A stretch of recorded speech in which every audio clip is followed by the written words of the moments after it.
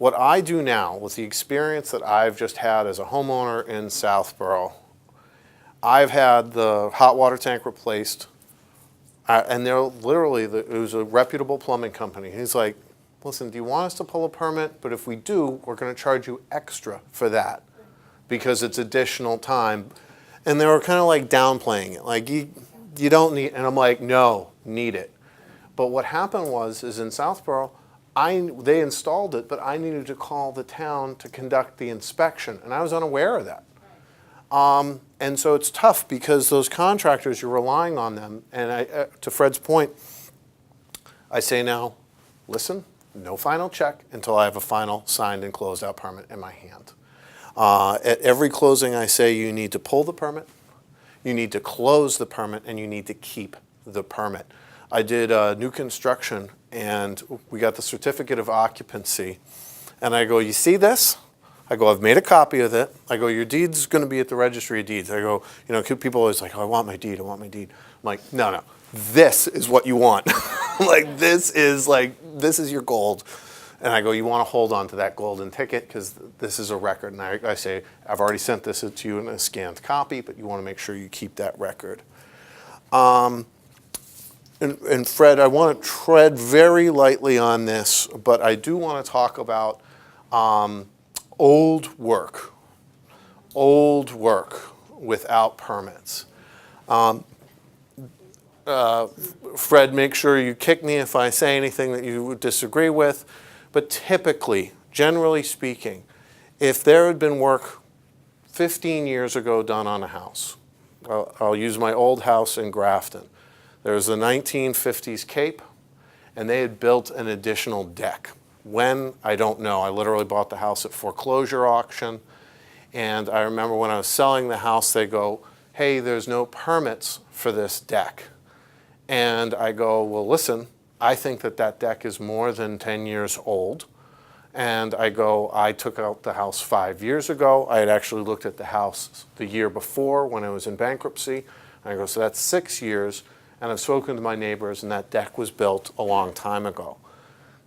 That, to my understanding of the state statutes, just can't be torn down. That's just part of the property. We don't want anyone here playing attorney. This is a litigated issue. When was the work done? When do people know about the work done? But if you get your tax assessor's sheet and you go, okay, I've got a 50s Cape and no deck. You've got a deck that has got years on it. It doesn't have Trex decking on it. It's an older deck. Hey, Mr. Seller, when was the deck built? Oh, I don't know, it predates us and we've been here for 15 years. That deck's there. That statute has run as to whether or not a permit's required for that deck. Same with the basement. So this is the key. This is the key. This is right here.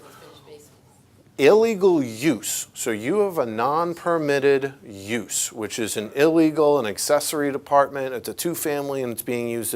There's no statute of limitations. I don't care if they've been using that as a guest bedroom since the house was built 50 years ago. That's an illegal use and there's no statute of limitations on that. This is really pertaining to, let's say, a basement renovation that was done 15 years ago. Right. The question is proving that. When was the work done? How do we get there from here? The building commissioner... It was built in the 60s and the Yeah, basement 1970 has split. There it is. So let's just use that right there. House was built in the 60s. You got the paneling that was done in the 60s. Who's objecting to this? And if they are... I did have a home inspector insisted that permits be shown. Let's talk So I about... went to the city of Worcester and they said, you have got to be kidding me. Yeah, thank you. Let's talk about that right now because it's really relevant for buyers. In talking to a lot of building commissioners, I think a lot of the panic is coming from the home inspectors. The home inspectors are seeing something, they want to bring value to their home inspection, and they're stirring the pot for sometimes things that we can't. They're creating fire. If it's Shrewsbury, Southborough, I can't put it out. You're right, there's no permits for my barn. Tell me what you want me to do. So, and that also is starting to creep into the lender appraisal process. And it's really important to understand when you're putting a listing together. Let's just say you've got a listing and it's got a decked out basement, gorgeous basement, flat screen, lighting, home theater, and the seller's like, yeah, I didn't pull any permits for this and I'm not doing it. I wouldn't put it in the listing. I wouldn't even mention the finished basement. Because what's going to happen is the home inspector is going to see this, the buyer is going to see it, the appraiser is going to see it, and they're going to say, where is this? And you can go as a listing agent, be like, it's not even in my listing. Right. You won't even see it. The listing, the seller won't give you the listing if you won't put it in there.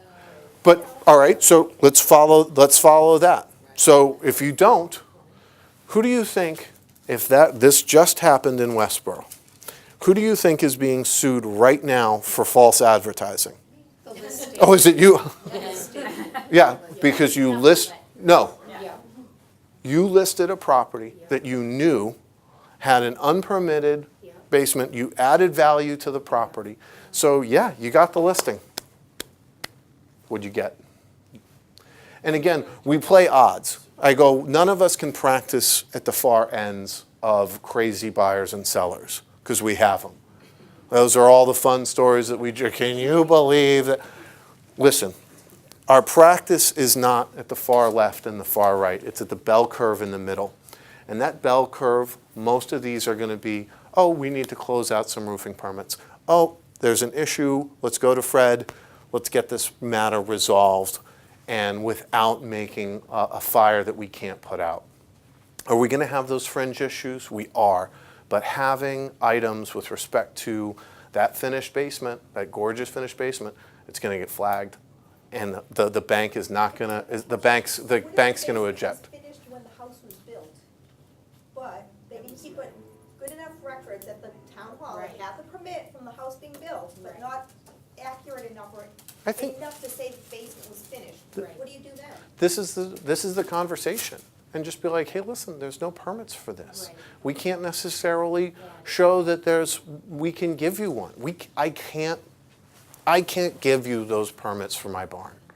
But we can talk about it and say, hey, listen, I can't make this permit happen. But it's in the town of Grafton. I do have to say something, sorry. Don't do anything in Grafton. Yeah.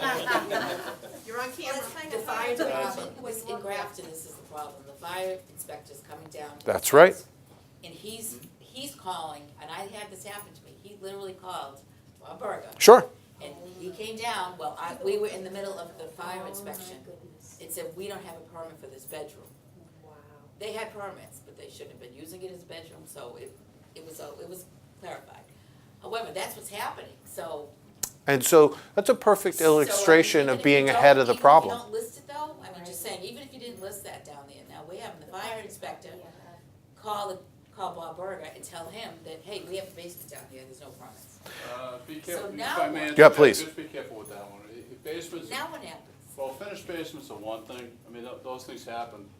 And actually, that phenomenon, if I recall, we saw a real uptick in finished basements after 9/11. And I suspected a lot of people were staying home rather than going out, so they started expanding into basements. So we didn't see as many finished basements until 9/11, to be honest with you. But be careful with bedrooms, that's the only reason I interjected there. Thank you. If you have a bedroom and a basement, if you're not sure about that, I don't care if you have a permit, don't have a permit, want a permit, don't want a permit, be very, very careful there, because that's a huge life safety thing. So if you don't have the appropriate emergency egress and smokes and carbons down there, I wouldn't touch that with a 10-foot pole. Yeah, So no, I would they just suggest, shouldn't have been using it as a They- bedroom. well, yeah, but that's They a, just had it set up wrong. yeah, but, see, the code has actually changed, the building codes have changed to address that slightly. Previous to, 2000, I'll get the dates wrong, but the mid to late 2000s, and certainly today's code, and anything in the last 6 years or so, you have to have emergency egress out of basements, just for that fact. Because the code understood that people were gonna use basements for sleeping areas, regardless if they said they were gonna do it or not. So and even if it's an older structure, basements can start to get entrapment of people. So you don't, if they're used as sleeping areas, you want to make sure it's done code compliant. So to be honest with you, I would have them pull a permit, even if it's a retroactive permit, and to make sure that those issues are addressed. Because No, they had the They permit, pulled it they from the didn't have it, franchise. but they just had a bed in there, which they shouldn't have had in the well, road. yeah, but see that. If we had Well- just said, take the bed out of there before they came, it would have been fine, you know? Yeah, you say that, but Yeah. unfortunately, people are gonna use that. That's right. though. You should, the potential is there, so really, if a basement's finished, under today's code, there's two big things. It's the emergency egress, Right. and it's the smoke carbon detectors. Carbon monoxide detectors are actually retroactive. Since 2006, every residential structure in the state of Massachusetts requires carbon monoxide detectors. That's hard and fast. It's one of the few building code issues that's retroactive. Matter of fact, it's probably the only one that was 100% retroactive. So if you walk in, you'll never get what they call a 26.5 from the fire department's resale inspections without carbons in there. Now, it depends on if they're hardwired, not hardwired, there's a whole big thing on that. But if I'm listing that, I wouldn't touch a bedroom in a basement without having a permit. I wouldn't touch it with a 10-foot pole. Too much liability in my perspective. What if a house was originally built with no egress from the basement at all? Well, And it's a fairly new house. oh no, It's only again, 14 years old. yeah, at 14 years old, it wouldn't need it under the building code at that time. It wasn't actually required. It's only the more recent codes is basements actually have to have emergency egress. So I've had some knuckleheads finish basements and call them storage. So I'll actually list it on the permit, and this is previous to now, we're going back a few years. I'd actually risk only storage, only not to be used as habitable space.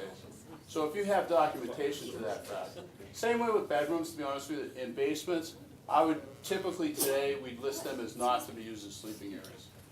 So we used to stamp the plans all over the place and say not to be used as sleeping areas. So if you're gonna finish a basement, a lot of times we'll put that caveat in there as well.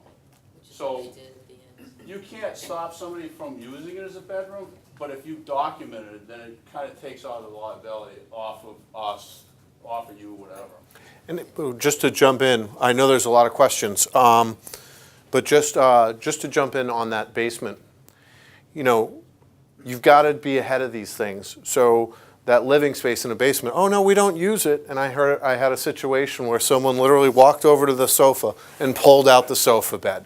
Oh yeah, no one's living down, like, why is this bed here? This is a bed, you know, it's not compliant. And it's, again, if you have that listing, you know, it's being aware of those situations and getting ahead of things. And that way, we're not at the purchase and sale where we have some of the issues. Just because on time, I just want to hit on purchase and sale items, and then we can circle back with some more questions. So I should have handed them all out, but if you don't mind, if you could just pass these around. On the last page, really, of my handout, this is what I'm seeing as attorneys. So either we use typically an attorney's version of the Greater Boston Standard Form, which is what I use for my contract. It's a little lawyered up, but it follows the template of the Greater Boston Form. And what I've been seeing consistently from buyers' attorneys is more and more, and I think you've all seen it here, long addendums. I mean, we have Boston firms that are literally more than doubling the purchase and sale agreement for a rider. And this is some of the language that they're putting into these riders.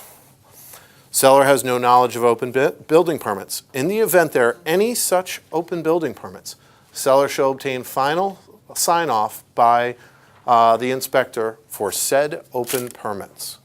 If you have that listing, that can be amazingly expensive for your seller. And I would go right to the buyer's agent and I go, what open permits are you referring to? Because you've checked and you know there's none. This is an open-ended question. So this is mandating that the seller close out any open permits. Well, what if they're in Southborough? and there's no record for the barn. Or in my case, there was an open electrical permit for the underground. We had pulled it, but it wasn't closed out. So now do I have to dig a trench and have it re-inspected? That's what the contract says. Well, so what do? You don't have your client sign this. You wanna sell the house. the word. Well, no, this is for the seller. We changed the wording. The second example, seller shall obtain a final sign-off from the inspector for said open building permits. Again, what open building permits? In the event seller has caused work to be done to the premises without obtaining requisite permits, seller shall obtain final, and it's a warranty. The beginning of that paragraph, one word, seller warrants. This provision shall survive the purchase and sale. Now you have an open contract with respect to any open building permits forever. What I do is when I see those provisions, I strike them 100 times out of 100. I take a very hard line on this. I get into it with buyer's attorneys, and I go, listen, I'll have the seller represent to their knowledge, to the best of their knowledge, and without any obligation on the part of the seller to investigate or check anything, that during their ownership, they didn't install new decks, porches, electric panels, structural renovations without obtaining a permit. And I'm like, this is not a representation or a warranty, and this shall not survive. And I get a lot of pushback, but I am steadfast on this. If I'm representing a seller, there's no way I'm adding this. And if I'm a buyer, I have language that is reasonable so we can get, if there's open building permits, like, so if I'm on the buyer side, I'd be like, hey, Katie, did we check the field card on this? Do we know if there's open permits? Because if there are, I want them identified and listed just like I did in Framingham. Yep, we've got an open siding permit, an open roofing permit. We're going to close those out, and that's in the contract. Done. These are the languages that, and again, I don't want anyone here playing attorney. Don't. You've got enough. Your job is to get clients. Let's get deals open, closed, make things happen. But just like keeping an eye on your mortgage commitment dates, this is the issue. There's nothing else in my purchase and sales other than like, okay, there's some repair items, there's some credit items. I'm dealing with purchases, permits, 1 out of every 10 to 15 deals. Why? Because I'm trying to get everyone to work off the same script. I want listing agents to check the jacket. I want buyer's agents to check the jacket. What if the building department won't give you a copy or let you look at the jacket? Won't let you look. It's public record. Yeah. Well, then you can talk to your buddy in Grafton. I don't, and I know this. Bob won't give you the jacket. No, I won't give it to you. He won't let you look at it. You can say, can I look at that, or can I get a copy, or, yep, no. Put a Okay, record, then. put a public records request in. It's public record. Yeah. That's all I can advise you on that 3 one. times now for different occasions, and they wouldn't give it to me. So are you dealing with Bob? Are you dealing with Katrina? Are you dealing with Bill? Jim? Tim? On the Sure. left-hand side, Yeah. yeah. See if Katrina will give it to I've you. never been there when I go. Oh, okay. Yeah. Oh. Yeah. I called before too, and they said, no, when you get down here, okay, but then I get down there, you don't even let me look at anything.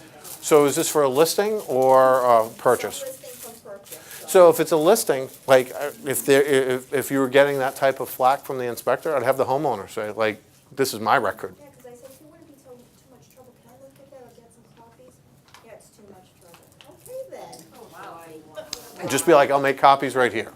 Erica, I know Katrina. It's like, Yep. I would think. But that's really, I want to end on purchase and sale because I want us to get us over that threshold. I want to get these properties sold. Your sellers want to sell. Your buyers want to buy. This is it is an issue and can be a real mess in the middle of the deal. There's some challenges here with respect to offers. Okay, Mike, we want to buy the house in Southborough, but there's no open permits. And my buyer's nervous. Call me. This is what I do. let's phrase the offer. Let's work on that offer language now, because we want to get that offer accepted. And if you are like, oh, we need these closed out permits, maybe your offer doesn't get accepted. And the market's shifting to a degree, but it's still, relatively speaking, a seller's market. So we have to be conscious of that. But it's a conversation. It's a conversation with the buyers. It's a conversation with the sellers. And it's understanding that sometimes we can't produce the permit that people are looking for. And it's understanding that goes, okay, well, Shrewsbury is my best example. They have really inconsistent records there.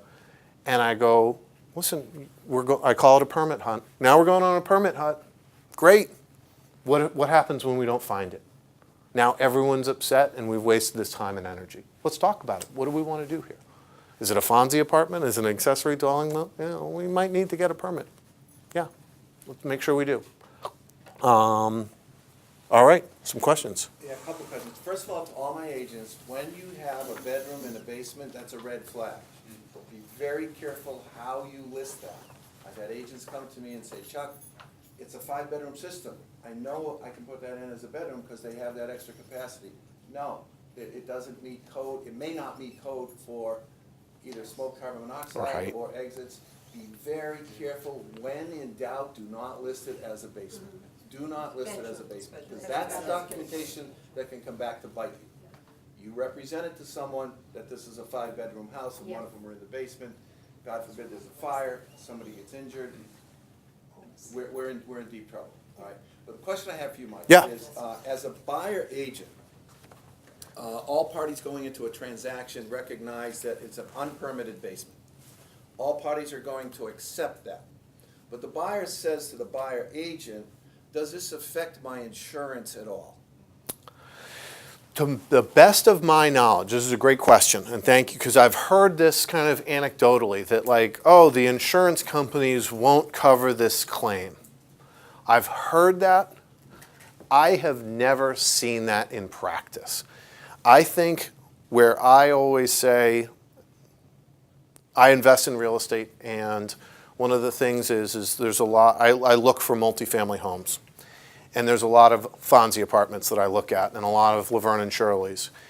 And if I had a buyer, Fred's looking at that house, and I go, listen, oh, you want that bonus bedroom? And I go, just so you know, if someone burns to death in that basement, if you think your insurance company is going to pay that, you're crazy. And I go, you have a high likelihood that you're going to jail. It was less than, I think, 3 years ago, there was the BU student that burned to death in an attic. And that had just sold, that had been just inspected for fire and smoke. Where do you think that chicken is going to come home to roost? That's coming right to your doorstep. I cannot overemphasize, hey, listen, you've got that buyer, they want to accept it, you want to document it. With respect to their insurance, I think if they had any flooding issue, your typical homeowner claim, and again, I can't speak as an authority on this, but if they have your typical homeowner claim, that's not going to be an issue. I'm thinking more of the catastrophic. The catastrophic loss, if you think Amica or Geico is going to pay you a claim and pay damages to severely injured people and families, you're crazy. I mean, and I would say that right like that to my buyer. I'd be like, just so you know, you're on your own on this from an insurance perspective.